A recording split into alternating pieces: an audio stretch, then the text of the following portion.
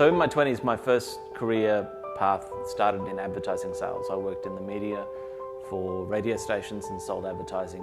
When I first started, I started on a commission-only basis. I didn't have a salary.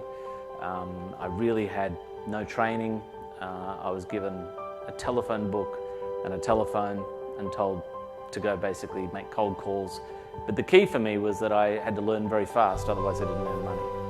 When I started my business, it was in a second bedroom at home, and it was really very difficult for the first couple of years, making losses and losing money and having to pay suppliers over time in order to get through that period.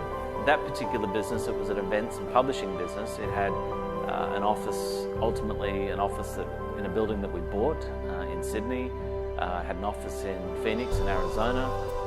At its peak, probably around 35 staff and turnover of nearly $20 million. In growing the business from a spare bedroom to multi-million-dollar company with a couple of offices, there were many challenges. Once you get past 10 to 12 people and you start growing the business beyond that, you need to have staff to support staff, I used to call it. One of the main goals for having that business was for it to set us up for life so that we didn't have to rely on cash flow from the business specifically, but could rely on cash flow from our investments to live. The fundamentals of business are the same. There's no difference between a service business and a product business ultimately. The fundamentals are the same. You have finance issues, you have marketing issues, you have sales issues, you have operational issues.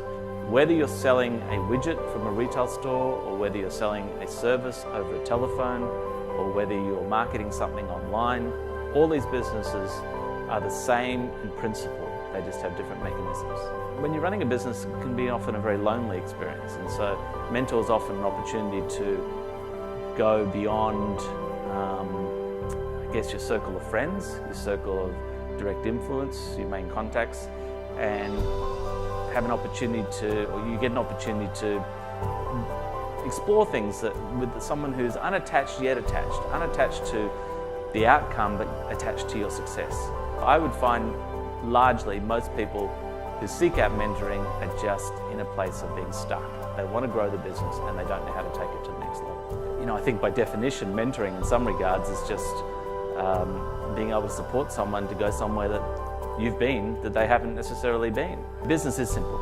Business is designed, you sell a product and you buy the raw resources in a sense that go into that product, and you have to sell it for more than it costs you so that you make a profit. It's pretty simple. And so if businesses are stuck, it's generally because one of the components isn't right. For me, it's been a critical aspect of my business growth over the years, and I will continue, I think, forever to have mentors.